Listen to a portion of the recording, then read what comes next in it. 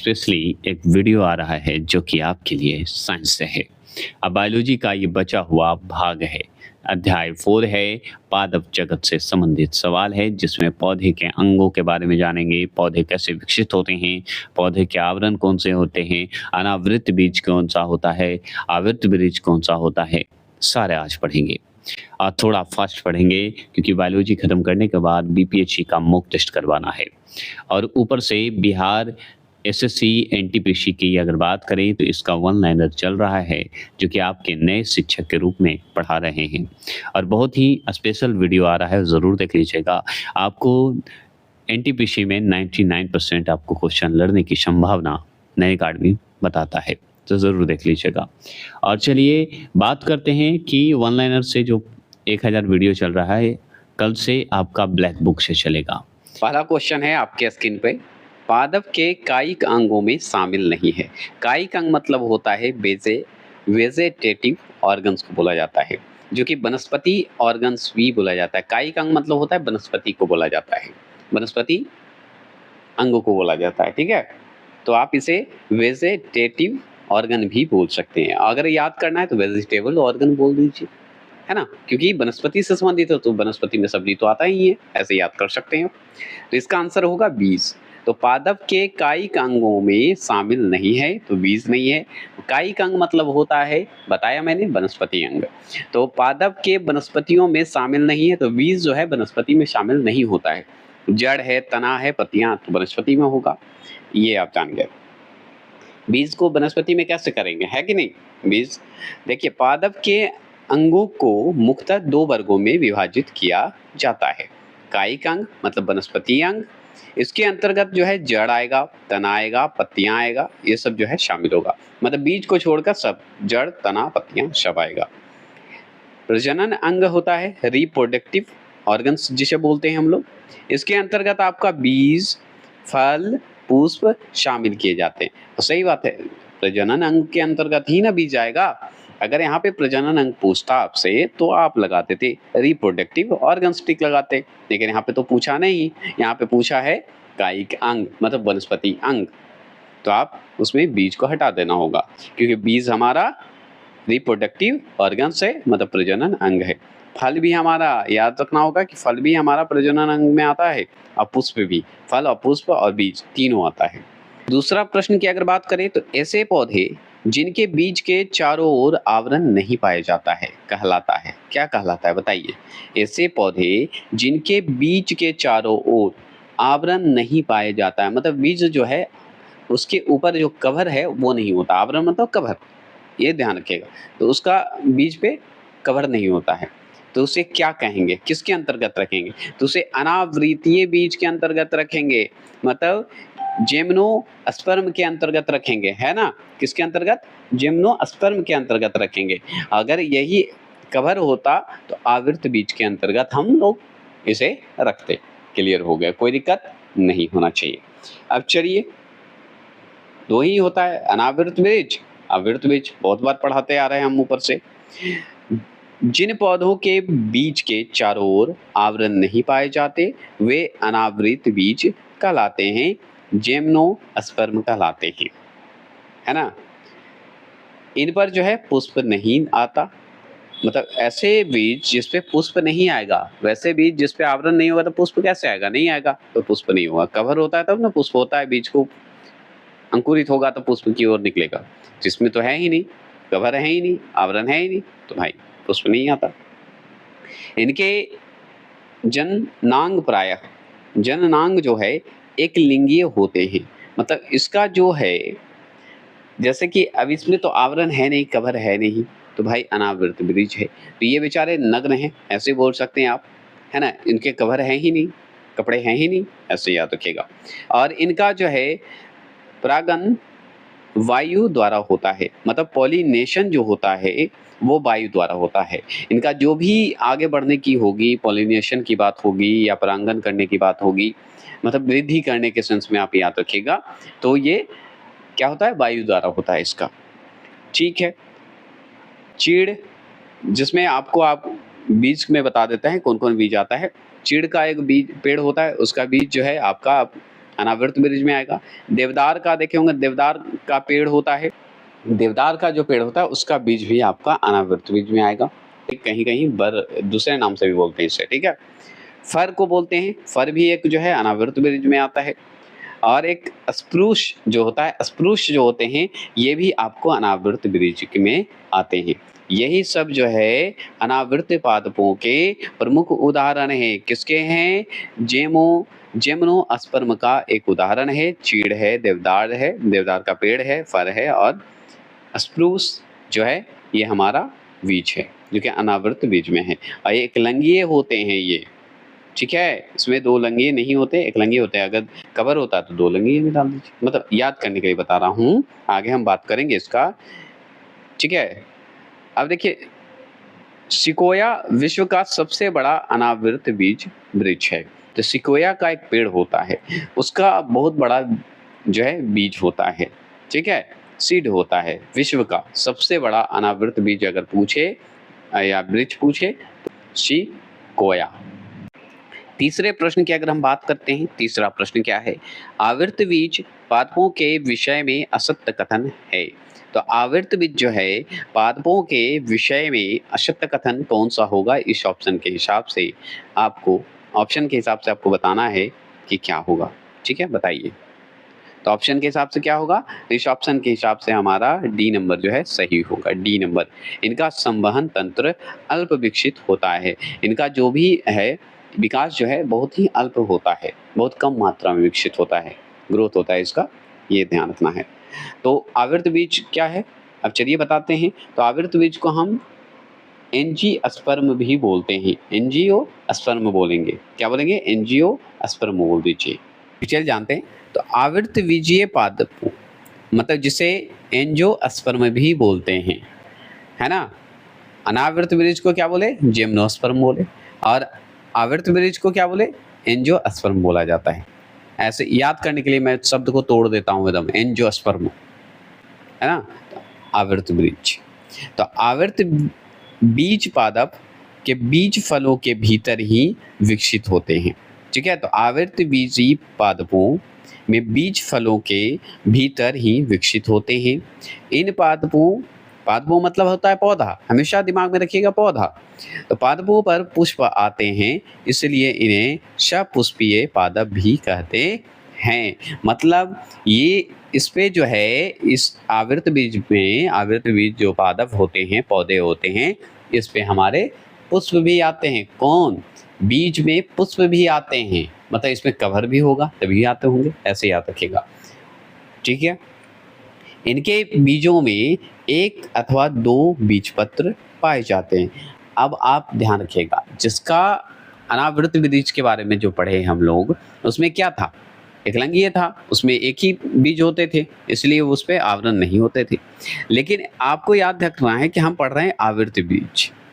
आवृत बीजीय जो पढ़ रहे हैं, इसमें हमको दो बीज पत्र पाए जाते हैं, और दो बीज पत्र होते हैं मतलब ये कवर होगा तभी दो गो होगा एक साथ, ये दिमाग में रखना होगा। और इसके माध्यम से पुष्प बाहर निकलते हैं, याद करने के लिए, ठीक है। चलिए, इसी आधार पर इन्हें एक बीजपत्रीय तथा द्विबीजपत्रीय नामक दो वर्गों में विभाजित किया जाता है। समझ गए? मतलब आवृत बीज को हम एक बीजपत्रीय के रूप में भी कह सकते हैं और दो द्विबीजपत्रीय के रूप में भी कह सकते हैं। दोनों रूप में हम इसे विभाजित कर सकते हैं। किसे? आवृत बीजीय को, आवृत बीज को, है ना, अनावृत बीज को नहीं, आवृत बीज को। जैसे कि और सुन लीजिए, आवृत बीजीय पादपों में पूर्ण विकसित संवहन तंत्र पाया जाता है। संवहन तंत्र पाया जाएगा इसमें, पूर्ण विकसित अगर होना है तो संवहन तंत्र इसमें पाया जाता है, जो कि जैसे एग्जाम्पल में जाइलम एवं फ्लोएम, तो जाइलम एवं फ्लोएम के रूप में पाया जाता है। ऐसे भी आप याद रख सकते हैं, जाइलम और फ्लोएम का देखे होंगे। आवृत बीज पादप जो है मनुष्य के लिए अत्यंत उपयोगी होते हैं, जिससे अनाज, फल, सब्जी, लकड़ी आदि प्राप्त किए जाते हैं। और इसी जो आवर्त बीजीय जो पादप है, जिसे एंजियोस्पर्म बोलते हैं, स्पर्म्स जो होते हैं एंजियोस्पर्म्स, ये इसी से हम लोग का जीवन निर्वाह हो सकता है। हमारे लिए बहुत ही उपयोगी होता है हम लोगों के लिए। क्यों? क्योंकि इससे अनाज का होता है, फल भी होता है, सब्जी होते हैं, लकड़ी भी हम प्राप्त करते हैं, क्योंकि इसमें पुष्प होते हैं। चौथे प्रश्न को देखिए। चौथा प्रश्न क्या है कि पादप जड़ों के संबंध में असत्य कथन बताना है। तो पादप जगत के बारे में असत्य कथन आपको बताना है, बताइए क्या होगा इसमें से। तो इसका आंसर आपको दिख रहा होगा ऑप्शन नंबर बी। क्या दिख रहा होगा? Option number B. ये प्रकाश स्रोत की दिशा में विकसित होती है। और सही बात है, प्रकाश की दिशा में ही विकसित होगा जब भी होगा।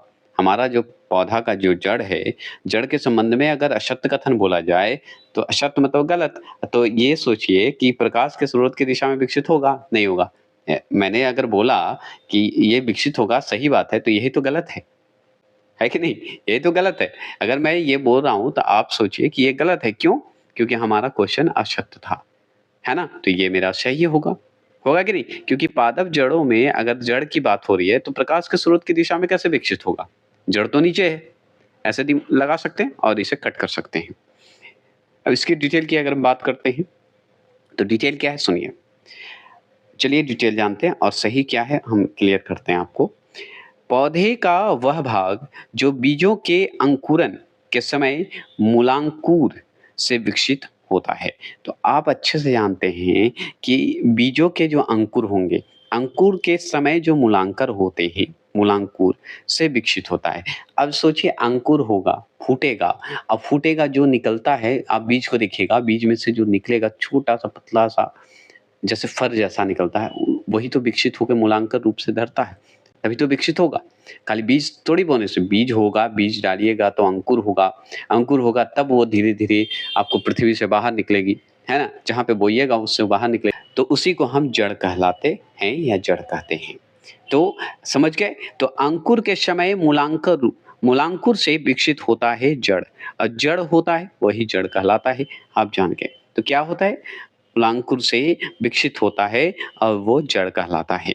आप क्लियर हो गए, है ना? अब सोचिए ना, एक मान लीजिए चना का जो हम लोग खाते हैं, उसे कपड़े में बांध देते हैं, उसमें से धीरे धीरे ऊपर अंकुर होता है। यही अंकुर तो आगे जाके बड़ा हो जाता है। जड़ें प्रकाश के विपरीत तथा गुरुत्वाकर्षण की ओर जो है वृद्धि करती है। तो जड़ें जो है प्रकाश के विपरीत तथा गुरुत्वाकर्षण की ओर वृद्धि करती है। अब समझ में आया? जड़ हमेशा प्रकाश का लाइट के विपरीत ही काम करेगा और गुरुत्वाकर्षण की ओर वृद्धि करेगा। गुरुत्वाकर्षण की ओर, जहां खिंचा रहा है उसकी ओर, मतलब नीचे धरती की ओर विकसित करेगा। ऐसे याद रखिए। गुरुत्वाकर्षण क्या है? जो खींच रहा हो, खींच रहा है मतलब जिधर खींचेगा जड़ उधर विकसित होगा। और यहाँ लाइट से कोई मतलब नहीं है। ये क्लियर हो गए इसलिए। इनका अंतिम शिरा अगर बात करें, एकदम लास्ट वाला शिरा, अंतिम शिरा किसका? जड़ का। वो मूल गोप मतलब रूट कैप के द्वारा सुरक्षित रहता है। कैसे रहता है? तो रूट कैप एक होते हैं टोपी, कैप, कैप में ही रहेगा ना सुरक्षित जड़, रूट। एक बीजीय पत्र में अपस्थानिक जड़ें तथा द्विबीजीय पत्र पादपों में या जड़ में मूसला जड़ें पाई जाती है, मतलब टॉप रूट्स पाए जाते हैं, है ना? तो आप समझ गए। अपस्थानिक जड़ें किसमें? एक बीजीय पत्र में। और द्विबीजीय पत्र पादप में क्या होगा? मूसला जड़ें पाई जाएगी। तो मूसला जड़ें मतलब आप ऐसे याद कर सकते हैं, मूसला जड़ें मतलब टॉप जड़ें, टॉप रूट कहते हैं, जिसे ऊपर स्तर की ओर बढ़ रहा हो, मूसला जड़ें उसे कहेंगे। क्योंकि बहुत फायदा भी करता है हम लोग के लिए, यही तो फायदेमंद है। मूसला जड़ ही फायदा है ना, करता है, अनाज उनाज मिलने का संभावना। एक बीजीय पत्र क्या करेगा? ज्यादा नहीं कुछ करता है। पांचवा प्रश्न की अगर हम बात करें, किसकी? पांचवा प्रश्न। ऐसी जड़ें जो मूलांकुर, ठीक है, मूलांकुर के अतिरिक्त किसी अन्य भाग से विकसित होती है कहलाती है। क्या कहलाती है बताइए? तो ये कहलाएंगे अपस्थानिक जड़ें कहलाएंगे। अपस्थानिक जड़ें क्या होता है? जो कि मैंने बताया, आकस्मिक जड़ें, कहीं भी हो जाता है। चलिए अब बात करते हैं यहाँ पे डिटेल की। तो देखिए, बीज के मूलांकर के अतिरिक्त पौधे के किसी अन्य भाग से विकसित होने वाली जड़ें अपस्थानिक जड़ें कहलाती है। जड़ें हो गई, ऐसे याद रखना होगा। इसे रेशेदार जड़ें मतलब फाइबर्स रूट भी कहा जाता है। तो इसे हम रेशेदार जड़ में भी कह सकते हैं। अपस्थानिक जड़ें कहते हैं जो कि आकस्मिक जिसे हम कह सकते हैं, और ये रेशेदार जड़ें भी कहलाता है। कौन? अपस्थानिक जड़ें। अपस्थानिक जड़ें जो है पौधों को यांत्रिक सहारा देने या भोजन से संग्रह करने तथा अन्य जैविक क्रियाओं के लिए अनेक प्रकार से रूपांतरित हो जाती है। क्या हो जाती है? अनेक प्रकार से वो रूपांतरित हो जाती है, उसमें परिवर्तित हो जाती है, उसी के माध्यम से भोजन दिलवा पाती है, भोजन को संग्रह करने की बात करती है। पौधे जड़ जो है पौधे को यांत्रिक सहारा देता है। कौन? अपस्थानिक जड़ें, मतलब जिसे हम रेशेदार जड़ें भी कहते हैं। बस इतना ध्यान रखना होगा। छठे प्रश्न की अगर बात करेंगे, छठा प्रश्न है कि निम्नलिखित में से किसे रेशेदार जड़ तंत्र कहा जाता है? तो रेशेदार जड़ तंत्र अगर कहा जाता है तो वो है अपस्थानिक जड़ तंत्र को, जो कि हम ऊपर अभी जस्ट इसके बारे में हम पढ़े हैं। अब अपस्थानिक जड़ें हैं, मतलब जो रूट सिस्टम है पढ़ते हैं। अपस्थानिक जड़ें तंत्र को हम कहा जाता है, जो हम लोग जानते हैं अपस्थानिक मतलब आकस्मिक जड़, किसी भी रूट में हो सकता है। तो अपस्थानिक जड़ तंत्र को ही रेशेदार जड़ तंत्र कहा जाता है, जो एक बीजीय पत्रीय पादपों तथा फर्ण में पाया जाता है। ठीक है, इस जड़ तंत्र में सामान्यतः तने से ही क्या होता है? शाखित जड़ें विकसित होती है। क्या होती है? शाखित जड़ें विकसित होती है। ये जड़ें भूमि की सतह के समीप ही वृद्धि करती है। क्या करती है? भूमि के सतह के समीप ही, ज़्यादा विकसित नहीं करेगा, थोड़ा-थोड़ा वाला। अब जैसे में घास हो गया तो बगल में हो जाता है, गेहूं में जब आता है उसे हटाने के लिए खरपतवार के रूप में हम बताए ना, ऐसे याद रखें। घास हो गया तथा नारियल के पौधों में रेशेदार जड़ तंत्र जो है पाया जाता है। तो आप घास को भी याद रख सकते हैं, नारियल को भी याद रख सकते हैं। नारियल में भी रेशेदार होते हैं, तो ये सब रेशेदार पौधे में आते हैं। घास, नारियल, है ना, याद रखना है। ये सब रेशेदार जड़ तंत्र हैं, क्योंकि ये क्या है? अपस्थानिक जड़ है। सूची 1 को सूची 2 से सम्मिलित करके सही कूट का चयन कीजिए। सही कूट का चयन करना है तो बताइए। तो सही कूट को चयन करना है तो कैसे करेंगे? तो देखिए, मान लीजिए पत्ता गोभी की बात हो रही है, तो पत्ता गोभी जो है आपका पत्ती में आएगा, पत्ता गोभी पत्ती में। आलू क्या आएगा? जड़ में कि तना में? बताइए। तो आलू को हम जड़ में नहीं रखेंगे, तना में रखेंगे। किस में रखेंगे? तना में रखेंगे। और गाजर को बताइए किस में रखिएगा? गाजर को किस में रखिएगा? जड़ में रखिएगा कि फल में रखिएगा? तो हम बताएंगे उसको जड़ में रखेंगे। शिमला मिर्च को कहाँ रखेंगे? तो हम रखेंगे फल में। तो ऑप्शन नंबर ए जो है सही है आपका। ठीक है, चलिए आगे चलते हैं। भाग जो है निम्नवत ही, हम ऊपर भाग देख रहे थे। जैसे फल में अगर देखा जाए तो शिमला मिर्च और टमाटर में आता है फल। फल में अगर पूछेगा तो शिमला मिर्च हमारा क्या आता है? फल में आता है, ये जरूर ध्यान रखना। टमाटर भी हमारा फल में आता है। फूल में अगर देखा जाए फूलगोभी और ब्रोकली, फूलगोभी और ब्रोकली, फूलगोभी जैसा ही होता है ब्रोकली, वो भी आपको दिखा होगा, है ना। तो वो सब जो है फूल में आएगा। पत्तियां में कौन आएगा? पत्ता गोभी और पालक आता है। अब जानते हैं फूलगोभी और ब्रोकली एक ही जैसा दिखता है, ग्रीन कलर का होता है ब्रोकली, है ना। पत्तियों में देखा पत्ता गोभी हम खाते हैं, पालक भी हमारा पत्ता में आता है। तना में आलू और गन्ना ये सब जो आता है हमारा तना में। आलू भी। बीज में अगर देखा जाए तो मक्का हमारा बीज है, मक्का को जो खाते हैं उसका बीज खाते हैं हम लोग। मटर हमारा वो जो है बीज ही खाते हैं उसका। गेहूं और चावल ये दोनों जो है बीज ही हैं, क्योंकि उसी का बीज का भाग हम लोग खाते हैं, उसी में तो अंकुरित होके खाते हैं, है ना। जड़ में देखा जाए तो गाजर और मूली आपका बहुत ही अच्छा है कि जड़ है, जमीन के अंदर से निकलता है। तो गाजर और मूली जो है क्या है? जड़ है। क्लियर? तो 8वां प्रश्न क्या है सुनिए। मूसला जड़ों के विषय में असत्य कथन की पहचान कीजिए। मूसला जड़ों की बात करेंगे तो मूसला जड़ जैसे ही होगा तो ऑप्शन नंबर डी दिखेगा। मूसला जड़ें जो है कंदील जड़ें स्तंभ मूल अपस्तंभ मूल के रूप में परिवर्तित हो जाती है। देते हैं तो देखिए यहाँ पे क्या है, मूसला जड़ें जो है मूलांकुर से विकसित होते हैं। मूलांकुर से मतलब कि जड़ के रूप में विकसित होते हैं। आप द्विव बीज पत्रीय पादपों में पाई जाती है। द्विव बीज जो पत्री होता है उसमें पाया जाता है। तो क्या पाया जाता है? मूसला जड़ें पाया जाता है। मूलांकर रूप से विकसित होता है। आप जानते हैं जड़ जिसमें निकलता है, बस इतना ही जान लीजिए। और मूलांकर मूसला जड़ें पूछे तो द्विव बीजीय पत्र बता दीजिएगा। पादप जो होते हैं पौधे होते हैं जो कि 2 बीज वाले होते हैं। ऐसे बताइएगा। जैसे गाजर हो गया, चुकंदर, मूली, ये सब जो है मूँगफली आदि जो है मूसला जड़ों के उदाहरण हैं। तो मूसला जड़ों के उदाहरण अगर देखा जाए तो आपका गाजर क्या है? ज़मीन के अंदर होता है, तो जड़ है, जड़ के माध्यम से वो बाहर जो है आपको दिखेगा, कबाड़िएगा तो निकलेगा तो गाजर बनेगा। चुकंदर हमारा है, वो भी ज़मीन के अंदर से है, निकालिएगा। मूली आपका, ये सब जो है क्या है? मूसला जड़ें हैं। मूसला जड़ें जो है ये तरकू रूप है, जिसे फूसी फॉर्म बोलिए, फूसी करिए, फुस-फुस करते हैं, फूसी फॉर्म बोलिए। कुंभी रूप, जिसे नैपी फॉर्म बोलते हैं, नैपी एकदम कुंभी है, बच्चा जैसा नैपी होता है। शंकु रूप बोलिए, ठीक है? ऐसे याद रखिए, कनिकौल, याद करने के लिए बोल रहा हूँ, नहीं तो उच्चारण तो आप अपना ढंग से कर सकते हैं, है ना? ठीक है, ऐसे भी बोल सकते हैं। पिंडक जड़ों, पिंडक जड़ों की अगर बात करें तथा श्वसन मूल के रूप में जो है रूपांतरित क्या होता है? रूपांतरित हो जाती है। जबकि कंदिल जड़ें जो है स्तंभ मूल, अपस्तंभ मूल आदि जो है अपस्थानिक जड़ें के रूपांतरण है। तो देखिए, स्तंभ मूल हो, अपस्तंभ मूल हो, ये सब जो है अपस्थानिक जड़ों का रूपांतरण है, लेकिन अपस्तंभ मूल के रूप में परिवर्तित होता है। तो वही यहाँ पे दिखा रहा है कि अपस्थानिक जड़ में आ जाएगा हमारा कांदिल जड़ें, क्योंकि ये असत्य है, क्योंकि असत्य बोला था हम लोग यहाँ पे, इसलिए तो इसको सही किए, क्योंकि यहाँ पे क्वेश्चन देखे होंगे आप कि असत्य है तो सही होगा कि नहीं, है कि नहीं? देखे ना, ये असत्य था, यही ध्यान रखना था। यहाँ पे दोनों दे दिया, यही तो गलत कर दिया। 9वें प्रश्न की बात करते हैं। 9वां प्रश्न क्या है सुनिए। निम्नलिखित में से किस पादप एवं उसके जड़ रूप का सही सुमेल नहीं है? तो इसमें सुमेल जो है मतलब मिलान जो है सही नहीं है, तो ये आपका आम, अदरक जो है कांदिल जड़ें हैं, यही तो गलत है। चलिए हम बात करते हैं आगे कि क्या है। तो देखिए, डेलिया जो है आपका पुलकित जड़ है, ये सही है। बरगद और रबड़ जो है स्तंभ मूल है। मक्का गना जो है अपस्तंभ मूल है, ये हम जानते हैं, है ना? तो यहाँ पे डिटेल की बात करते हैं। आम, अदरक जो है, जिसे मैंगो और जिंजर बोलते हैं, तथा हल्दी, ये क्या है? ग्रंथली जड़ है, समझ गए? इसी का उदाहरण माना गया है। अपस्थानिक जड़ें के रूपांतरण के स्वरूप है, जिसमें जड़ें जो है फूलकर मौसल, क्या होता है? मौसल हो जाता है।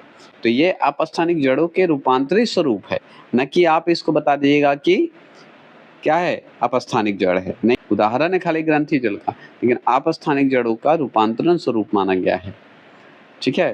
तो प्रश्न है कि विश्व का सबसे छोटा तथा सबसे बड़ा पुष्प क्रम है, मतलब क्रमशः है, तो वह है बुलफिया एवं रेफलेशिया। सबसे छोटा बोले तो बुलफिया बता दीजिएगा, बुलीफिया बोला जाता है, और सबसे बड़ा पुष्प बोले तो रेफलेशिया बोल दीजिएगा। क्लियर?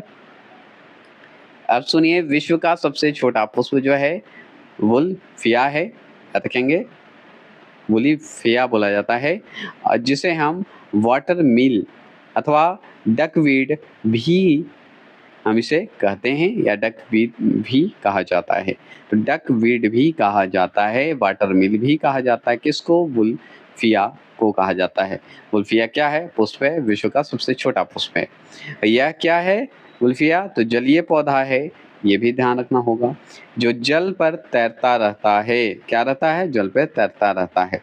लेशिया की बात करते हैं, रेफलेशिया अर्नाल्डी, ठीक है? रेफलेशिया अर्नाल्डी पूरा नाम है, विश्व का सबसे बड़ा पुष्प है, जिसका भार लगभग 10 किग्रा है। कितना है? 10 किग्रा इसका भार है, किसका?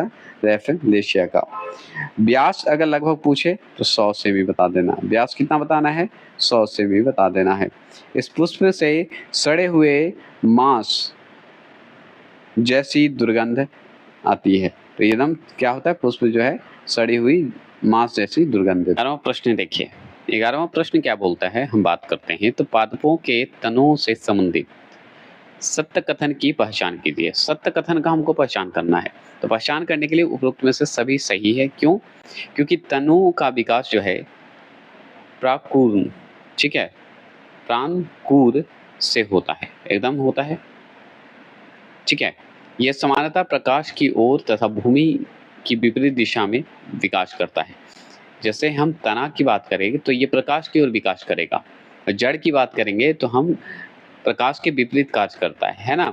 और भूमि के और ये जो हमारा तना है वो भूमि के विपरीत काम करेगा। बस इतना ध्यान रखना, दोनों में अंतर, जड़ और तना में अंतर यही ध्यान रखना है कि तना जो है हमारा वो क्या करता है, प्रकाश की ओर बढ़ेगा, लेकिन पृथ्वी को विपरीत उल्टा चलेगा। तना जो है पौधों का वह भाग है जो बीज से प्रांकुर, प्रांकुर मतलब बीज से अंकुर होता है। प्रांकुर मतलब होता है बीज से अंकुर, जिसे हम क्या बोलते हैं, पल म्यूल बोलते हैं। पल म्यूल बोलिए इसको तोड़ के। प्रांकुर मतलब बीज से अंकुरन होकर निकलता है, तो तना के रूप में भी हम जो कि विकसित होता है, विकसित होकर जब बड़ा बनेगा तो तना तो बनेगा ही। यह पादपों को सहारा एवं दृढ़ता प्रदान करता है। तो तना क्या है, तना क्या करता है कि पेड़ को अच्छे से खड़े रहने का और मजबूत रखने के लिए होता है, मतलब पौधे को खड़ा रखने के लिए, दृढ़ लंबाई से बढ़ने के लिए, तो ये सब तना का काम है। और ये कैसे होता है, जब बीज से अंकुरन होता है, अंकुरन होकर बीज से बाहर की ओर निकलता है पृथ्वी से और बाहर की ओर ऊंचाइयों पे जाता है, तो वो तना के माध्यम से ही तो खड़े रह सकते हैं, किसी के सहारे के तो माध्यम से ही रहेंगे, ये बात है। तने का विकास समानतः भूमि के विपरीत क्या होता है, भूमि के विपरीत होता है, भूमि का उल्टा काम करेगा। अब सही बात है, तने का अगर विकास समानता चाहिए तो भूमि के नीचे थोड़ी जाएगा, तना मतलब कि ऊपर, भूमि से ऊपर जाएगा। अब प्रकाश की ओर होता है, तो प्रकाश की ओर जाएगा, नहीं ऊपर जा रहा है तो प्रकाश की ओर मतलब सूर्य की ओर जा रहा है, तो तना का उल्टा है। और जड़ में यही अंतर है, जड़ में क्या है कि जड़ उल्टा जाएगा, नीचे की ओर जाएगा, पृथ्वी के भूमि के नीचे जाएगा, गुरुत्वाकर्षण के द्वारा जाता है, और प्रकाश के विपरीत रहता है। तो प्रकाश के विपरीत है ना, यहाँ सूर्य है तो इसके विपरीत जाता है। तो जड़ का ये जान गए और आपका तना का समझ गए। अब बात करते हैं कि इस पर मतलब तना पर पर्व, पर्वशनियाँ, वर्धिकलिकाएं, वर्धिकलिकाएं जो है ना वनस्पति को कहा जाता है ना, वनस्पति बूट्स बोलिए, ठीक है। तो इसे आप वेजिटेटिव बोल सकते हैं, वेजिटेटिव बोल सकते हैं। पर्व का मतलब होता है नोट्स, नोट्स यहाँ पे दिखा हुआ है, और आपका इंटर नोट्स बोलिए पर्वसंधियाँ, है ना। तो ये सब जो होते हैं आपका क्या है, तना से संबंधित है। आगे है कि तनु का मुख्यतः जो है 3 वर्गों में विभाजित किया गया है। तना को 3 वर्ग में जो है विभाजित किया है। तना को, पेड़ का जो तनों का मुख्यतः जो है 3 वर्गों में विभाजित किया गया है। भूमिगत तने, अर्धव्यावीय तने तथा तीसरा जो है व्यावीय तने के रूप में बांटा गया है। एक तो भूमिगत तने, अंडरग्राउंड स्ट्रीम बोल सकते हैं। एक तो अर्धव्यावीय है, मतलब सब एरियल स्ट्रीम बोल सकते हैं, स्ट्रीम्स बोल सकते हैं। दूसरा एरियल्स स्ट्रीम बोलिए, एक जो एरिया के रूप में है, एक जो है आधा एरिया के रूप में माना गया है, जिसे एक अंडरग्राउंड स्ट्रीम के रूप में माना गया है। तो ये हो गए। तो आपका तना अगर पूछे कितने वर्ग में, तो 3 वर्ग में। आगे चले, 12वां प्रश्न की बात करेंगे। 12वां प्रश्न है कि भूमिगत तने का रूपांतरण नहीं है। तो भूमिगत तने का रूपांतरण कौन नहीं है, तो स्तंभ जो है प्रतान जो होते हैं, प्रतना बोलिए या प्रतान बोलिए, तो भूमिगत तने का रूपांतरण नहीं है, तो स्तंभ प्रतान नहीं है, ठीक है। अब ये प्रतान ऐसे शब्द हिंदी शब्द दे देता है क्या, तो चलिए हम बताते हैं। तो यहाँ पे डिटेल देख लीजिए। यहाँ पे है कि पौधों के तने का वह भाग है जो भूमि के अंदर पाया जाता है। भूमिगत मतलब भूमि के अंदर, अंडरग्राउंड, है ना। भूमिगत तना जिसे अंडरग्राउंड स्टेम कहलाता है। तो पौधे के तने का वह भाग जो भूमि के अंदर दिखता है, तो भूमि के अंदर ही तना है, तभी तो ऊपर खड़ा होते जा रहा है, क्योंकि नींव जब भी जुड़ाएगा तो जड़ से ही शुरू होगा। आप भी सोचिए, जब भी शुरुआत कीजिएगा, एग्जाम क्रैक करना है, तो आगे तो शुरुआती बेस पढ़ना होगा, जो कि एनसीईआरटी पढ़िए, है ना। तभी प्रतिकूल परिस्थितियों में भोजन संग्रह के कारण ये तने मोटे एवं मौसल हो जाते हैं। तो भोजन संग्रहण के लिए ये तने जो हैं मोटे और मौसल हो जाते हैं, उसमें मौसल हो जाते हैं मतलब मसल हो जाते हैं, बॉडी हो जाते हैं, ये बोलिएगा। भूमिगत तनों के रूपांतरण या रूपांतरित प्रकार या उनसे संबंधित पादप निम्नवत हैं। मतलब भूमिगत तने से संबंधित कौन कौन है, तो प्रकंद का नाम सुने होंगे, ये भूमिगत तने हैं। जैसे हल्दी हम लोग क्या है, भूमिगत तने खाते हैं। अदरक क्या है, तना खाते हैं। केला क्या है, उसका तना का भाग कही है।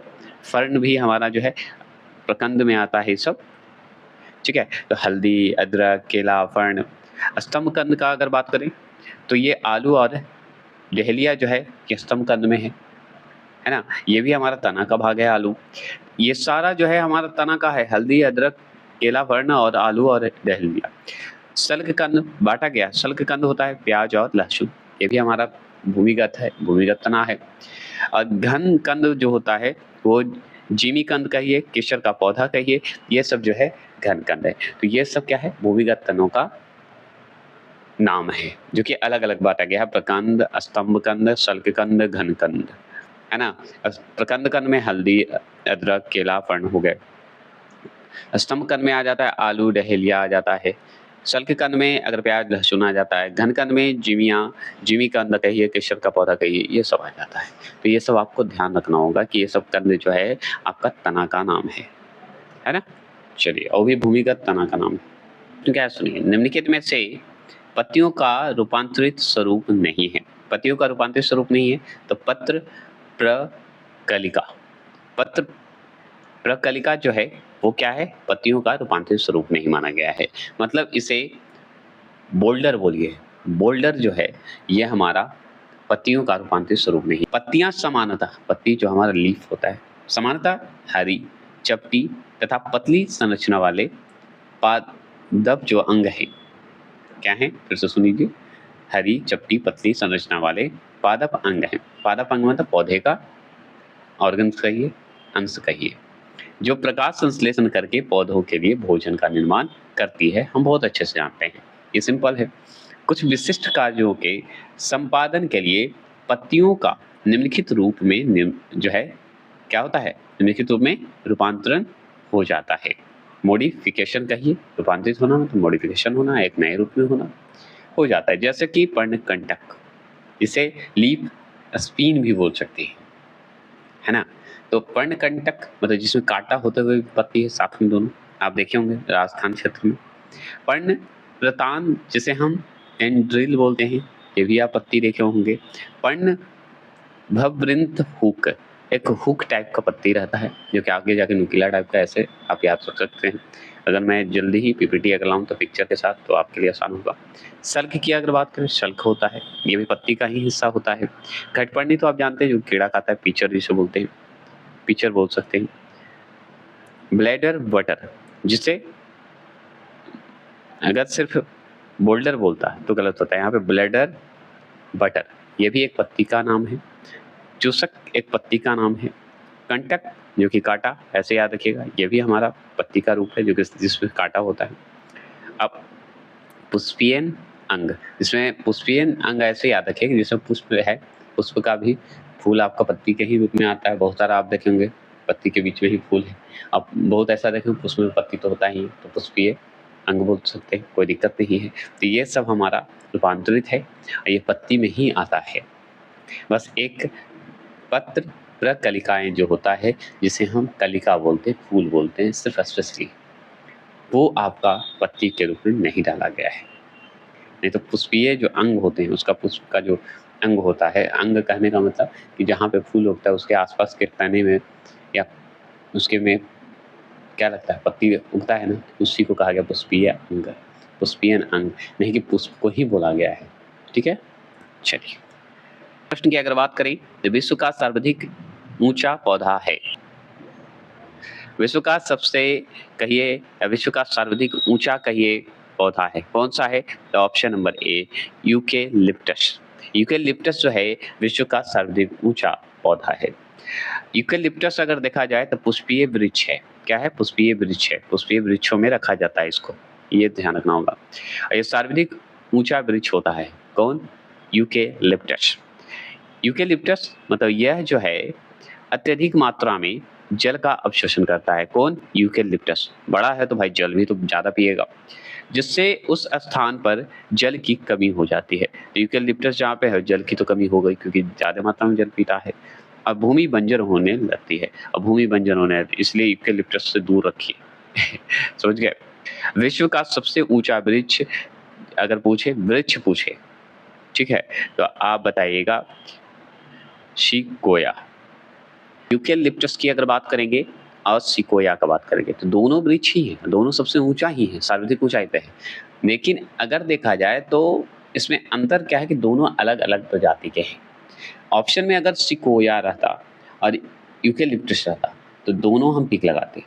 अगर दोनों नहीं है, दोनों में से एक है, तो यूकेलिप्टस टिक लगाएँगे, नहीं तो सिकोया टिक्स लगाएँगे। मतलब क्योंकि ऊँचाई के हिसाब से अगर देखा जाए तो 200 की ऊँचाई पे दोनों हैं।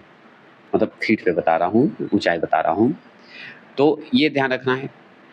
और इसमें अगर बात करें प्रजाति की, ठीक है, ऊँचाई के हिसाब से मैंने बता दिया। लेकिन अगर प्रजाति की बात करें तो सिकोया में प्रजाति जो हैं, कुछ प्रजातियाँ जो है 200 फीट से भी ऊँचा होता है, सबका अलग-अलग है। लेकिन एक यूकेलिप्टस का देखा जाए तो 700 से ज़्यादा ऊँचाई के स्तर पे जाता है, तो सर्वाधिक ऊँचाई पे हो गया, इसलिए इसको सबसे ज़्यादा पानी की आवश्यकता होती है।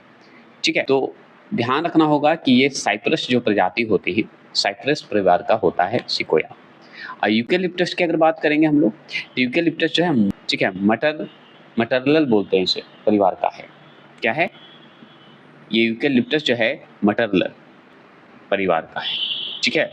अब अदरक हम जैसे पढ़ लिए, ऊपर पढ़े थे कि तना के बारे में, तो तना का भाग हम मानते हैं अदरक को।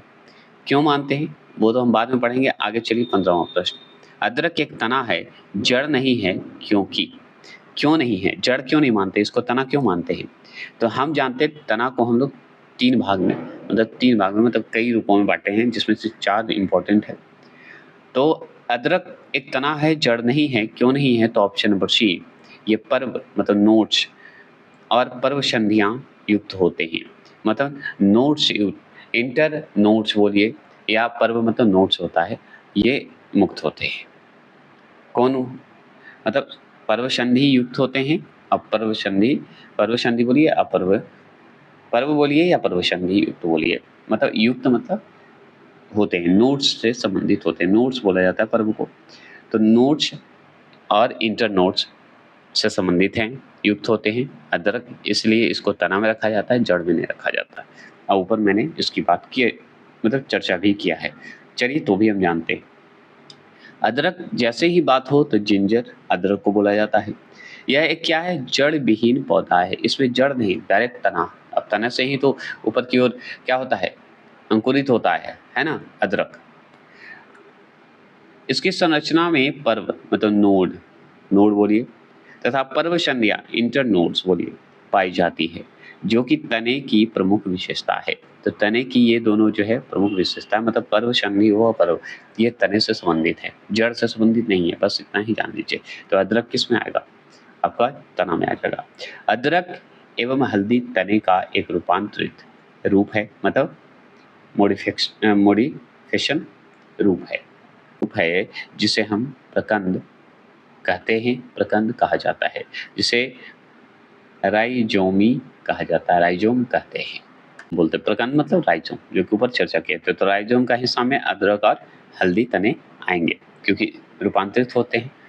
समझ गया? चलिए क्लियर हो गया, कोई दिक्कत नहीं ना। अगर दिक्कत हो तो कमेंट बॉक्स में करिएगा।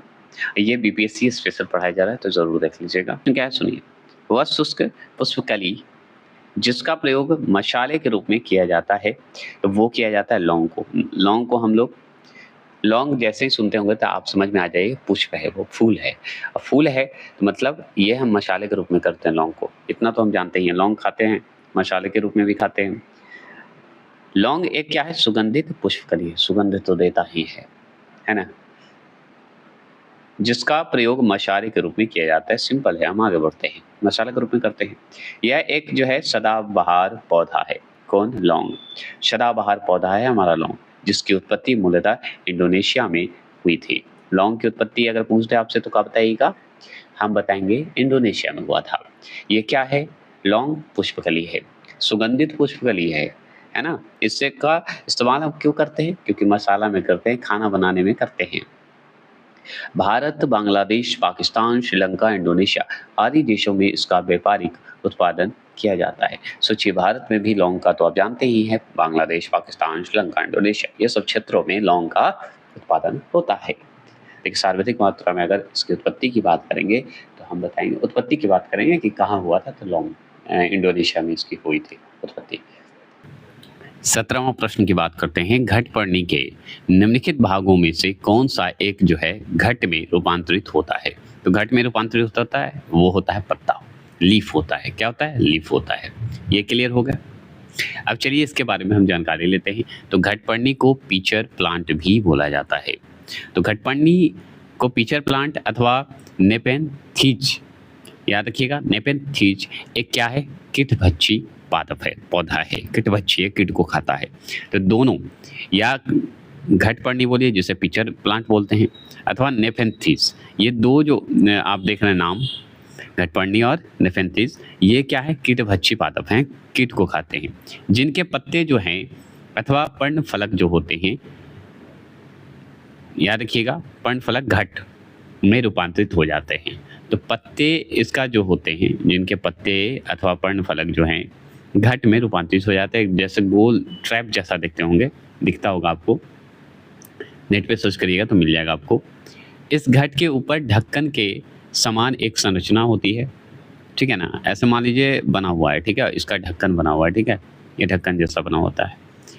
और घट में उपस्थित पाचक एंजाइम शिकार कीट को क्या करता है? पचाकर पादप को पोषण मुक्त प्रोटीन प्रदान करता है।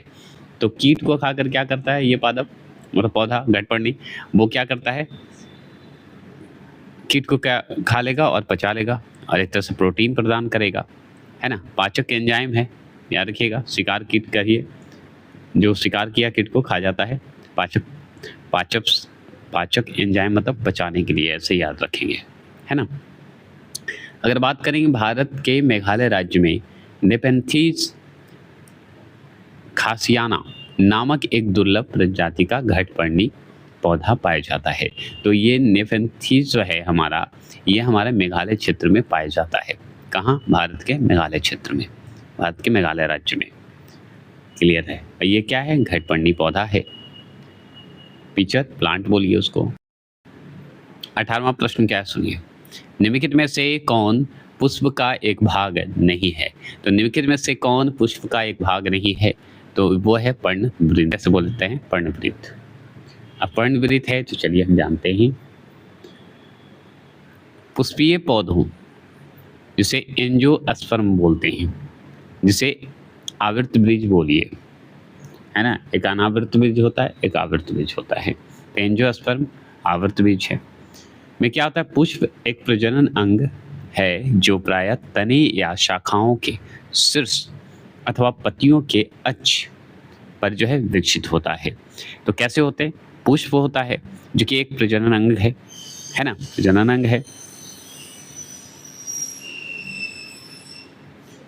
जो प्रायः क्या होता है? तने या शाखाओं के शीर्ष अथवा पत्तियों के अक्ष पर विकसित होता है तथा फल एवं बीज उत्पन्न करता है। फल एवं बीज उत्पन्न करता है। पुष्प के प्रमुख भाग निम्नवत हैं। पुष्प के प्रमुख जो भाग हैं निम्नवत हैं।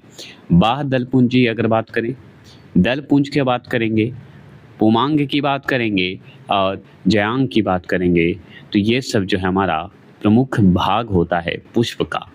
बाह्य दलपुंज की अगर बात करेंगे तो वो भी हमारा पुष्प का ही भाग है। दलपुंज का नाम सुने होंगे, पुमांग का नाम सुने होंगे और आपका जयांग का नाम सुने होंगे। ये सब जो है पुष्प का ही भाग है।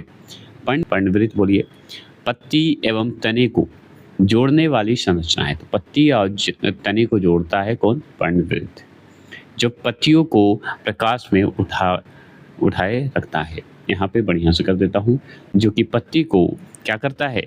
प्रकाश में उठाए रखता है, मतलब लाइट में उठाए रखता है। बस इतना ज़रूर ध्यान रखना होगा। क्लियर हो गया? यहाँ पे थोड़ा सा मैं बता देता हूँ। जैसे बाह्यपुंज को कैलेक्स बोला जाता है, कैलेक्स बोलते हैं। और अगर दलपुंज को अगर इंग्लिश में मान लीजिए वहाँ पे दे दे, दलपुंज को दे दे, इंग्लिश में दे दे, तो कोरला लिख दीजिएगा, ऐसे याद कर लीजिएगा, कोरला बोल दीजिएगा, है ना। कोरलो ऐसे बोलते हैं, कोरला बोल दीजिएगा।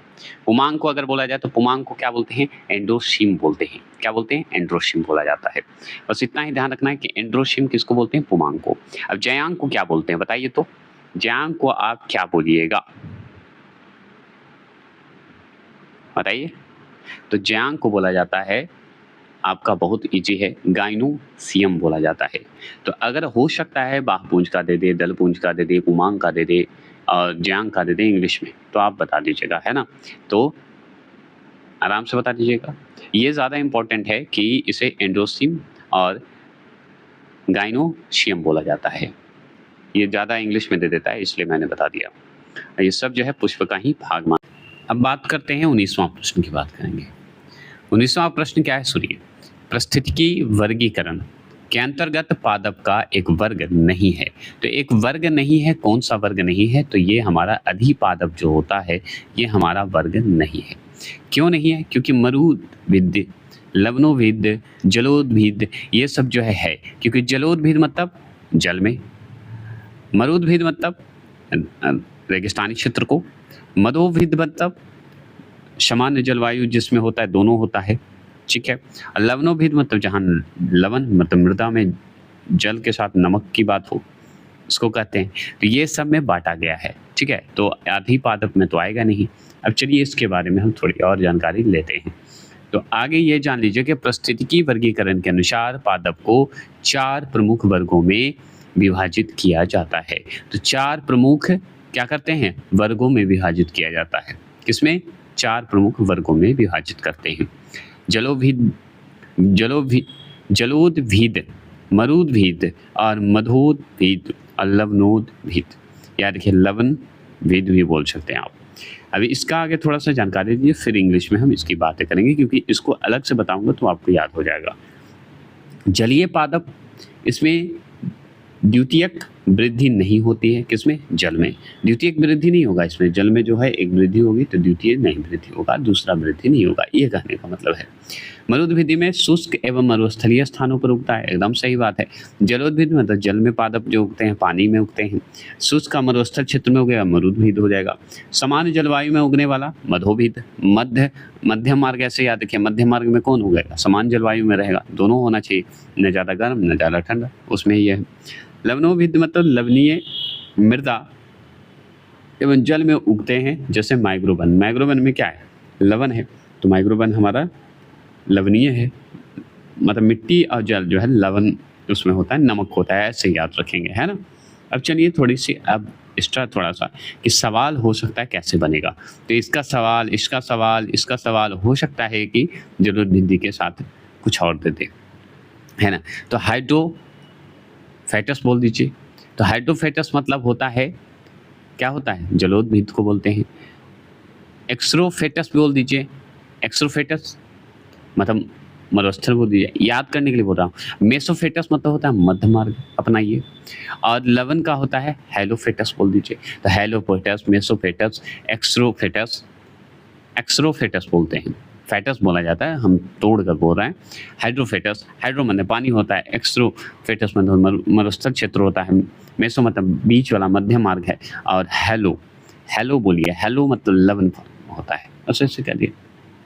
ये याद करवाने के लिए मैं बोलता हूँ, मैं ऐसे शब्द बोलता हूँ जिससे कि अगर ऑप्शन मिले तो आप 100% टिक लगा के आइए, क्योंकि नई अकादमी जानता है कि आप अलग अलग क्षेत्रों से अलग अलग नॉलेज लेके आते हैं, ज्ञान है, तभी कंपटीशन में कूद रहे हैं। तो हम कंपटीशन को आसान बनाने के लिए हम अपने शब्दों से आपको आसान कर रहे हैं कि जितना उटपटांग आप शब्द को बोलेंगे उतना आप क्वेश्चन आपको देखते ही लगे अरे उटपटांग जल्दी याद होता है ना, इसलिए मैं बोलता हूँ। प्रश्न क्या है? नर पुष्प तथा मादा पुष्प, एक नर पुष्प होता है मतलब महिला पुष्प होगी, एक पुरुष पुष्प होगा, ऐसे याद रखिए, नर पुष्प तथा मादा पुष्प दोनों को जन्म देने वाला पादप कहलाता है। तो नर है भाई, पुरुष है, मादा है, महिला है, ऐसे याद रखिएगा। तो देने वाला पादप कहलाता है, क्या कहलाता है? उभय लिंग श्री कहा जाता है। श्री, अब इसके बारे में हम चलिए जानते हैं। तो देखिए, ऐसे पादप जिनमें नर पुष्प अर्थात पुंकेसर युक्त पुष्प होते हैं, उसमें पुंकेसर युक्त होते हैं, याद रखिएगा, किसमें? नर पुष्प में। मादा पुष्प अर्थात होता है स्त्री केसर वाले पुष्प होते हैं, मतलब पुरुष वाले, पू माने पुरुष, पुष्प हो गया नर, स्त्री केसर, स्त्री मतलब मादा, याद रखिएगा। दोनों एक साथ पाए जाते हैं, तो नर पुष्प और मादा पुष्प एक साथ पाए जाएंगे, उन्हें ही कहा जाता है उभय लिंगा श्री पादप। याद रखिएगा, मक्का, अंगूर, ये सब जो है हमारा क्या है? उभयलिंग पादप है। 21वां प्रश्न की बात करें, ऐसा पादप जिनमें पुंकेसर तथा स्त्री केसर दोनों एक ही पुष्प में पाए जाते हैं कहलाता है। अब देखिए, पुंकेसर कहिए या स्त्री केसर, अभी जस्ट ऊपर पढ़े हैं। पुंकेसर को नर मादा कहते हैं, नर पुष्प कहते हैं, स्त्री को मादा पुष्प कहते हैं। तो ये दोनों तो ऊपर ही पढ़े थे, इन दोनों मिलकर क्या होता है, उभयलिंग श्री में आता है।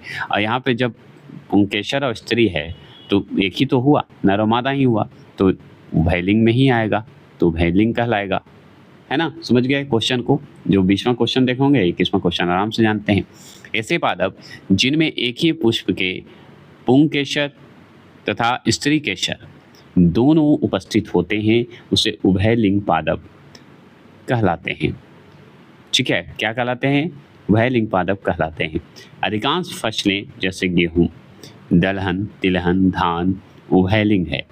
गेहूं कहिए, दलहन कहिए, तिलहन कहिए, धान कहिए, आम कहिए, मक्का कहिए, अंगूर कहिए, ये सब जो है हमारा क्या है बताइए, उभयलिंग में आता है। उदाहरण उभयलिंग का है ये सब। देखिए मान लीजिए पुंकेसर है, ठीक है, पुंकेसर जिसे हम नर पुष्प कहते हैं, इसका अगर मान लीजिए पुंकेसर की जगह पे स्टेमन्स दे दे, क्या दे दे, स्टेमन्स, याद रखना है। स्त्री केसर की जगह पे पिस्टल्स दे दे, पिस्टल्स बोलते हैं। तो ये सब जो है उभयलिंग पादप है, मतलब द्विलिंगीय पादप भी इसे बोल सकते हैं, उभयलिंग। फ्रोडाइट्स कह दीजिए, हर्माफ्रोडाइट्स बोल सकते हैं उभयलिंग को इंग्लिश में। ये शब्द तोड़ना आपके याद हुआ कि नहीं, ये जरूर बताइएगा। 22वां प्रश्न है कि निर्माण के आधार पर फलों को किन दो वर्गों में विभाजित किया जाता है। तो हम अच्छे से जानते हैं सत्य एवं असत्य फल में किया जाता है। अब एक सत्य होगा जो अच्छा होगा, असत्य होगा जिसमें खराब होगा। तो ये सत्य असत्य ये मतलब समझिए खराब बुरा वाला, मतलब इसमें नाम में बांटा गया है। सत्य फल कौन है, असत्य फल कौन है, मतलब शुद्ध रूप से सत्य कौन करता है, मतलब सत्य जैसा कौन है, असत्य जैसा कौन है, ये बात हो रही है। अब चलिए इसके बारे में हम जानते हैं। तो देखिए फलों की निर्माण प्रक्रिया के आधार पर उन्हें दो वर्गों में विभाजित किया गया है। एक तो सत्य फल मतलब ट्रू फ्रूट्स, एक असत्य फल जिसे फॉल्स भी बोल सकते हैं, फॉल्स फ्रूट बोल सकते हैं, फॉल्स फ्रूट बोल दीजिए याद करने के लिए।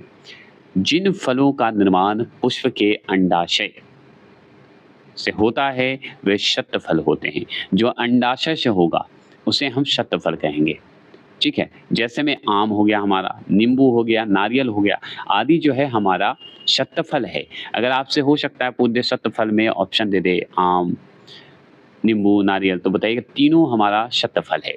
असत्य फल में अगर पूछे, इसी के विपरीत जिन फलों का निर्माण पुष्प के अन्य अंगों से होता है, लेकिन असत्य फल कौन है, जिसमें फूल होगा उसके बाद जाके आपका परिवर्तित होगा। जैसे में पुष्पासन, बाह्यदल पुंज, ठीक है, दल पुंज जिसे कोराल बोलते हैं, है ना, आदि के द्वारा होता है, वे असत्य फल अथवा कूट फल कहलाता है। जैसे सेब जो है हमारा, अंजीर जो है हमारा, शहतूत है, ये सब जो है पुष्प के माध्यम से होता है, इसलिए ये हमारा असत्य फल है। तो सेब जो हम लोग खाते हैं ना, वो हमेशा याद रखिएगा असत्य फल है। क्या है, असत्य फल है। अब इसका मतलब नहीं कि खराब है, असत्य फल है मतलब असत्य फल के माध्यम से आता है, पुष्प के माध्यम से आता है। असत्य फल वही हो गया जो कि आपका अंडाशय के माध्यम से आ गया, जिसमें पुष्प ना लगते हैं। डायरेक्ट ऐसे शब्द में याद रखेंगे। 23वां प्रश्न है कि सरल फल का उदाहरण है। तो सरल फल का उदाहरण अगर पूछे तो आम एवं नींबू बताइएगा। क्या बताइएगा, आम एवं नींबू बता दीजिएगा। तो सरल फल आ गया आम और नींबू, मतलब सरल फल में आम और नींबू मतलब सत्य फल, इसे आप बोल सकते हैं। ठीक है, सतफल में आ गया। ये इसे सिंपल फ्रूट भी बोला जाता है। सरल है तो सिंपल है, बात खत्म। तो देखिए यहाँ पे फलों को मुख्यतः 3 वर्गों में विभाजित किया गया। फल को कितने वर्गों में, 3 वर्गों में। ऊपर हम पढ़े सत्य असत्य, वो अलग है, ठीक है, फल में बांटा गया। अब फलों को अगर बांटने की बात, फल अब बांटेंगे, मान लीजिए फल को बांटना है तो 3 वर्ग में बांटिएगा। एक तो सरल सिंपल फ्रूट, जिसे जब पुष्प के अंडाशय से केवल एक ही फल का निर्माण होता है उसे हम सरल फल कहेंगे। 2-3 को थोड़ी निकलेगा, मुर्गी का अंडा है तो मुर्गी एक ही निकलेगा, 2-3 थोड़ी निकलेंगे एक अंडे से। तो ऐसे याद रखिए। तो आम हो गया, नींबू हो गया, सेम हो गया, सरसों हो गया, ये सब जो है हमारे सरल फल हैं। ठीक है, सरल फल हैं। अब बात करते हैं दूसरा है हमारा पुंज फल। पुंज फल होता है, एग्रीगेट बोलिए, फ्रूट बोलिए। पुंज फल क्या होता है, जब फलों का विकास एक पुष्प के अनेक विलगित स्त्री केशरों मतलब मादा, नर स्त्री मतलब मादा, मादा केशरों से होता है। जैसे शरीफा हमारा, रस भरी, स्ट्रॉबेरी, ये सब जो है हमारा क्या है, स्त्री केसर के माध्यम से होता है। अनेक विलगित स्त्री केसर बोलिए, मल्टीपल बोलिए, ठीक है, पिस्टल्स के माध्यम से होता है। ये जो है पुष्प के अनेक मतलब फूल के माध्यम से, पुष्प के अनेक माध्यम से परिवर्तित होता है फल में। शरीफा, रसभरी, स्ट्रॉबेरी, ये सब जो है आपका पुष्प होता है, फिर उसके बाद फल देता है। अब है संग्रथिल फल। यहाँ पे देखिए ल होता है, संग्रथिल होता है, लेकिन त लगा दिया है तो संग्रथित फल बोलिए। तो आपका क्या है, यह शतफल होता है। इसका निर्माण जो है संपूर्ण पुष्पक्रम के द्वारा होता है, जैसे शहतूत हो गया, अनानास हो गया, अंजीर हो गया। अनानास तो देखे होंगे पुष्प से ही बनता है, अंजीर भी आप देखे होंगे वो भी पुष्प से ही बनता है, शहतूत खाए होंगे तो वो भी, लेकिन अनानास तो खाते होंगे। अनानास को तो आप पुष्प का ही समझिए माध्यम से लेते हैं, पूरा तरह से पुष्प का ही रूप लेके वो फिर फल बनता है। 24वां प्रश्न क्या है कि वृक्ष की आयु का निर्धारण कैसे किया जाता है। तो वृक्ष की आयु का अगर निर्धारण की बात करेंगे तो ऑप्शन नंबर सी, वार्षिक बलयों की संख्या के आधार पर करते हैं। वार्षिक बलयों की संख्या के आधार पर हम करेंगे। अगर इसके आधार पर करेंगे तो इसके बारे में हम जानकारी लेते हैं। तो वलयों का मतलब होता है रिंग, वृक्षों के तने एवं शाखाओं की लंबाई में पूर्ण वृद्धि के बाद वृक्ष की छाल एवं लकड़ी के मध्य स्थित कैमिवियम होता है नामक पतली परत सक्रिय होता है, जो वृक्ष की मोटाई में वृद्धि करती है। तो वृक्ष की जो मोटाई बढ़ता है इसी के कारण बढ़ता है, ये जरूर ध्यान रखना है, क्योंकि इसमें सक्रिय रूप से एक्टिव होता है, मतलब एक्टिव रूप से होता है।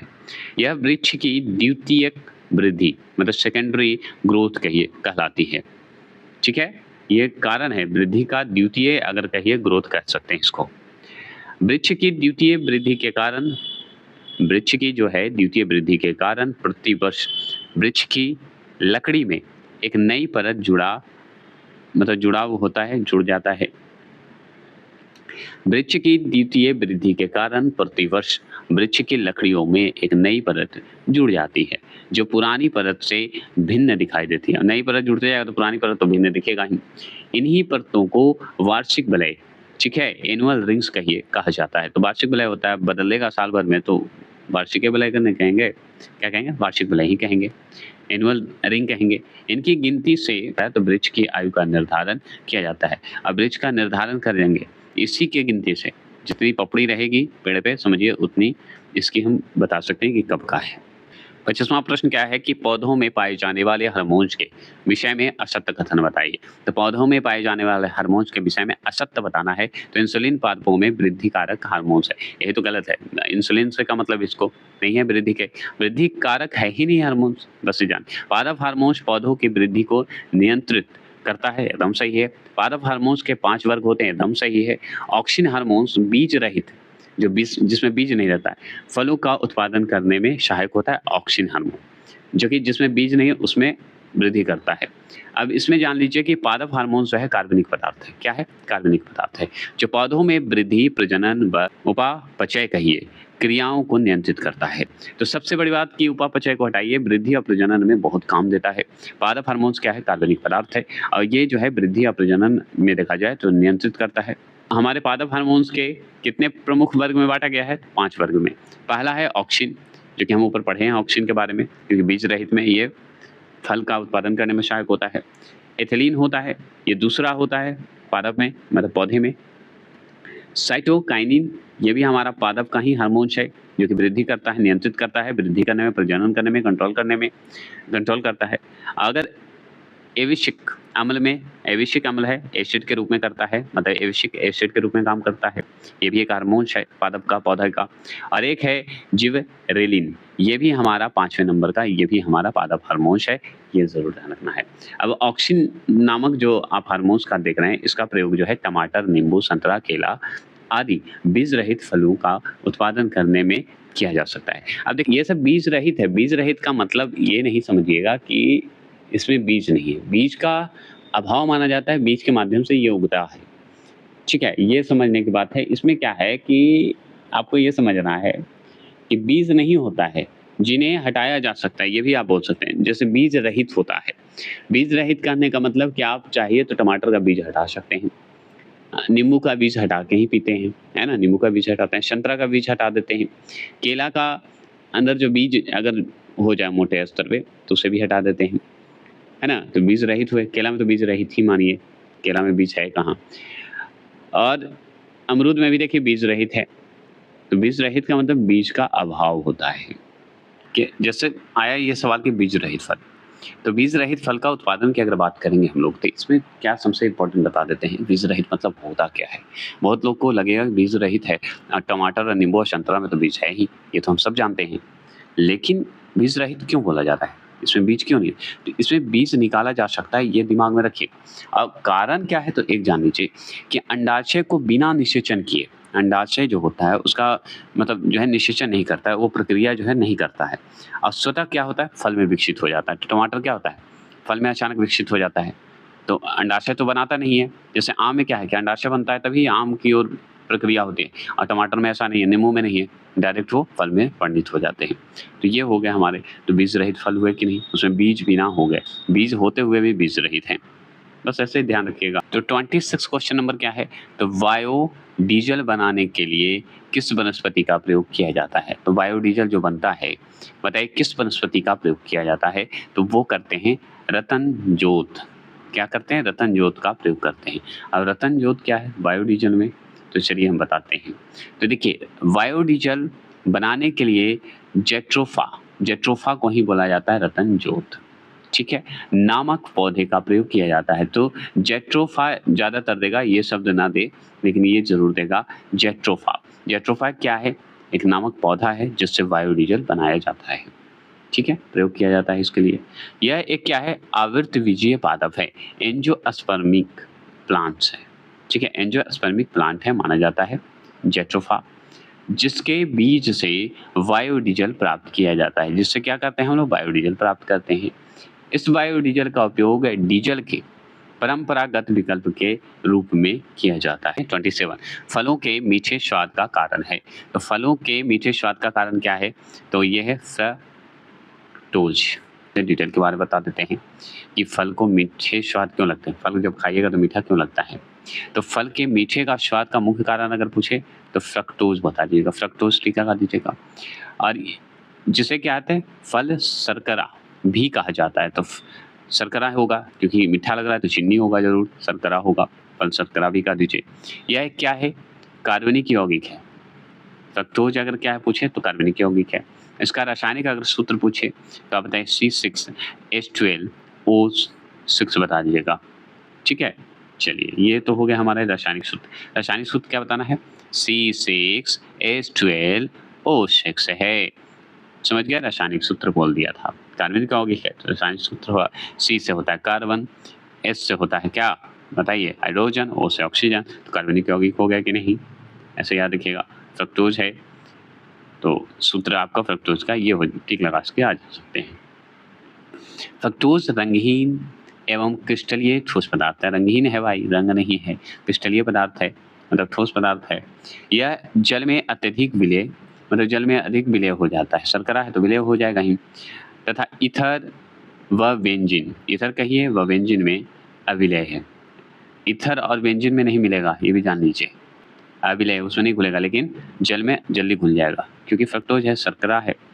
इसका गलनांक अगर पूछे तो 120 डिग्री सेल्सियस है, सेल्सियस में पूछेगा। केल्विन में अगर पूछेगा तो 375 केल्विन होता है, तो केल्विन में पूछे 375 बता दीजिएगा।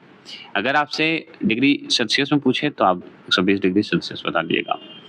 अगर और बात करें तो बहुलक है किसका, इनूटिन फ्रक्टोज का एक बहुलक है, ये जान लीजिए। तो फ्रक्टोज का एक बहुलक कौन है, तो इनूटिन है। क्लियर हो गए, चलिए 28 क्वेश्चन नंबर है, क्लोरोफिल में पाया जाता है। तो क्लोरोफिल में क्या पाया जाता है, मैग्नीशियम पाया जाता है।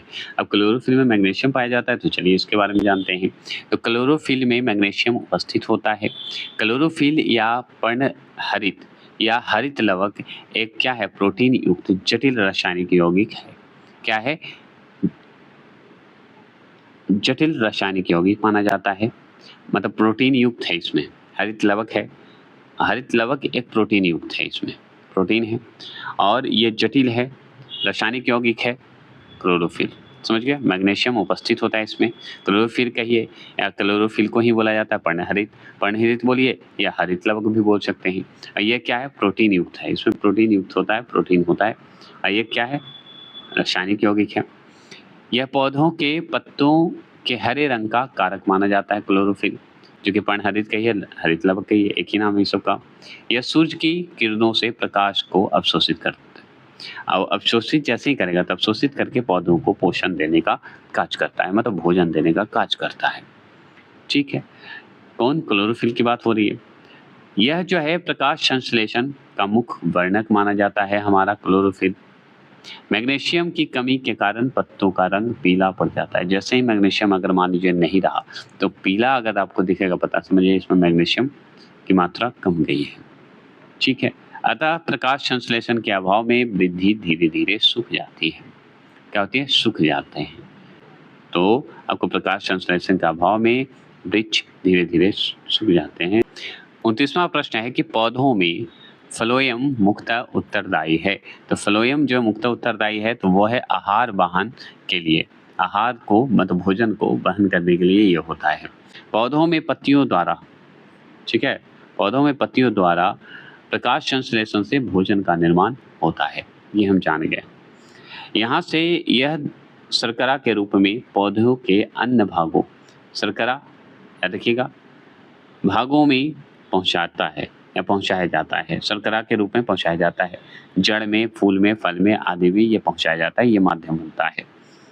यह संवहन पत्ती से ऊपर या कहिए या ऊपर व नीचे दोनों दिशाओं में होता है। तो ऊपर और नीचे दोनों दिशाओं में ये काम करता है, ये जान लीजिए, संवहन करने के लिए।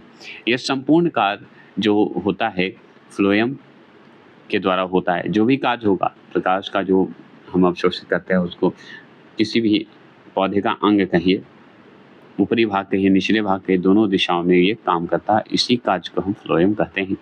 जबकि अगर बात करें पौधे में जल का आरोहण जाइलम वाहिकाओं के क्या करते हैं, ल्यूमेन के माध्यम से होता है। तो जल का अगर होगा तो अलग होगा, ठीक है, जल का अगर होगा तो अलग होगा। प्रकाश संश्लेषण की बात होगी तो हम फ्लोएम टिक लगाएंगे, ठीक है। या भोजन का निर्माण की बात करेंगे तो फ्लोएम करेंगे। और जाइलम वाहिकाओं से क्या होता है, जल का आरोहण होता है और वाहिकाओं के ल्यूमेन के माध्यम से होता है, ठीक है, ल्यूमेन के माध्यम से होता है। प्रश्न क्या है, 30वां प्रश्न है कि जिस रूप में पौधे नाइट्रोजन प्राप्त करते हैं वह है क्या, नाइट्रेट। सही बात है, नाइट्रेट है। जिस रूप में अगर नाइट्रोजन प्राप्त करेंगे तो नाइट्रेट कहलाएगा। नाइट्रेट है तो चलिए हम जानते हैं, तो पौधे नाइट्रोजन को नाइट्रेट के रूप में ग्रहण करता है, नहीं कि नाइट्रोजन के ग्रहण करेगा, नाइट्रेट के रूप में ग्रहण करता है नाइट्रोजन को पौधा। पौधे न्यूक्लिक अम्ल, प्रोटीन तथा अन्य नाइट्रोजन युक्त पदार्थों के संश्लेषण हेतु नाइट्रोजन ग्रहण करने में क्या करते हैं, असमर्थ होते हैं। क्या होते हैं, असमर्थ होते हैं। तो असमर्थ होते हैं, समझ गए, मतलब समर्थ नहीं है इनमें। अतः ये नाइट्रोजन का अवशोषण नाइट्रेट NO3 या नाइट्राइड NO2 तथा अमोनिया जिसे NH43 के रूप में करते हैं। हम लोग ऐसे नाइट्रोजन को डायरेक्ट अवशोषण नहीं करेंगे, हम लोग करेंगे नाइट्रेट के रूप में, नाइट्राइड के रूप में चाहे करेंगे या अमोनिया के रूप में करेंगे। तुरंत जो है सिर्फ नाइट्रोजन नहीं लेंगे, ये याद रखना होगा। नाइट्रोजन यौगिकीकरण करने वाला जीवाणु है, मतलब बैक्टीरिया, जो कि राइजोबियम, चने, मटर जैसे फलों की जड़ों में क्या करता है, निवास करता है। अब यहाँ पे जैसे कि थोड़ा सा आपको लग रहा होगा कि यहाँ पे दिक्कत है। यहाँ पे सुनिए, नाइट्रोजन क्या है, यौगिकीकरण करने वाला एक जीवाणु है, राइजोबियम। जीवाणु कौन सा है, राइजोबियम। और ये क्या है, चना मटर जैसे फलों में क्या करता है, मतलब चना और मटर जो फसल है, फल नहीं फसल है, फसलों की क्या करता है, जड़ों में निवास करता है। किसमें निवास करेगा, जड़ में। 31वां प्रश्न है, गैसीय भीति में पाया जाने वाला हार्मोन्स है, तो वो है ऑप्शन नंबर बी, एथिलीन। क्या है, एथिलीन। अब एथिलीन है तो चलिए हम जानते हैं। तो देखिए, पौधों में एथिलीन एकमात्र गैसीय प्राकृतिक वृद्धि नियंत्रक हार्मोन्स है। ऑक्सिन की अधिक मात्रा में प्रचुरता से एथिलीन का संश्लेषण प्रेरित होता है। तो ऑक्सिन की अधिक मात्रा अगर होगा, उसमें प्रचुरित होगा, मतलब उसमें सम्मिलित होगा, तो एथिलीन का संश्लेषण प्रेरित होता है। संश्लेषित जब एथिलीन होता है उसमें प्रेरित होगा, आगे बढ़ने की कोशिश करेगा। एथिलीन का संश्लेषण सभी पादप अंगों में होता है। तो जितने भी पादप अंग हैं, जितने भी पौधे हैं, उसके ऑर्गन में होते हैं, एथिलीन संश्लेषित करेंगे। ये हार्मोन जो है, एथिलीन जो हार्मोन है, फलों के पकने, पत्तियों, पुष्प तथा मादा पुष्पों के विकास को प्रेरित करता है। तो आगे तो एथिलीन पकाने के काम करते हैं, याद रखना, सबसे बड़ी बात पकाने का काम करता है। तनों की लंबाई में वृद्धि करता है। तो नर पुष्पों के विकास गुरुत्वावर्तनी, यहाँ पे लिखा गुरुत्वाकर्षण भी लिख सकता था, गुरुत्वानुवर्तन, गुरुत्वाकर्षण बोल दीजिए, आदि को भी संपादित करता है। 25वां प्रश्न है कि सूची 1 सूची 2 को सम्मिलित कीजिए और सूचियों के नीचे दिए गए कूट का सही उत्तर चुनिए। तो एक तरफ से पादप हार्मोन्स है और कार्ज है। तो पादप हार्मोन्स और कार्ज की बात करेंगे तो ये देखिए ऑक्सिन। ऑक्सिन क्या है? ऑक्सिन हमारा, यहाँ गलत मैं बता रहा हूँ, ऑक्सिन यहाँ जो है हमारा शिखर प्रधानता है, एकदम सही है। जिबरेलिन क्या है? तो जिबरेलिन का अगर मिलान करें तो किससे मिलान होगा इस ऑप्शन के हिसाब से बताइए? तो ये होगा हमारा कोशिका वृद्धि के लिए होगा। साइटोकाइनिन की अगर बात करेंगे तो साइटोकाइनिन क्या है? ये साइटोकाइनिन जैसे ही आपको दिमाग में आया होगा, ये विभाजन का काम करेगा, ठीक है। जिबरेलिन कोशिका में वृद्धि करेगा, सेल में ग्रोथ करेगा, और ये साइटोकाइनिन जो है कोशिका विभाजन करेगा। और एक बचा एविसिक, ठीक है, एविसिक बोलते हैं, एविसिक यहाँ पे लिख दिया, कोई दिक्कत नहीं है, एविसिक लिख दिया है, एविसिक होता है। अम्ल जो है यह है वृद्धि अवरोधक है, वृद्धि को रोकता है, नियंत्रित करता है, बस इतना जान लीजिए। एसिड है तो वृद्धि को रोकेगा ही, एसिड अगर हो गया तो रोक देगा। सही सुमेलन करें, तो सही सुमेलन करना है, पादप हार्मोन्स है और कार्य है।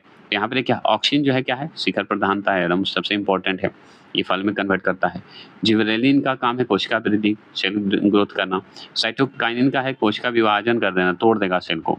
और शायवी बोल रहा हूँ, एविसिक अम्ल जो है ये वृद्धि को, अम्ल जैसे लग गया तो पौधे को रोक देगा, बात यही जान लीजिए, ठीक है। चलिए आगे चलते हैं और ये खत्म हो गया, नेक्स्ट टॉपिक आते हैं जल्द। जय हिंद, जय भारत।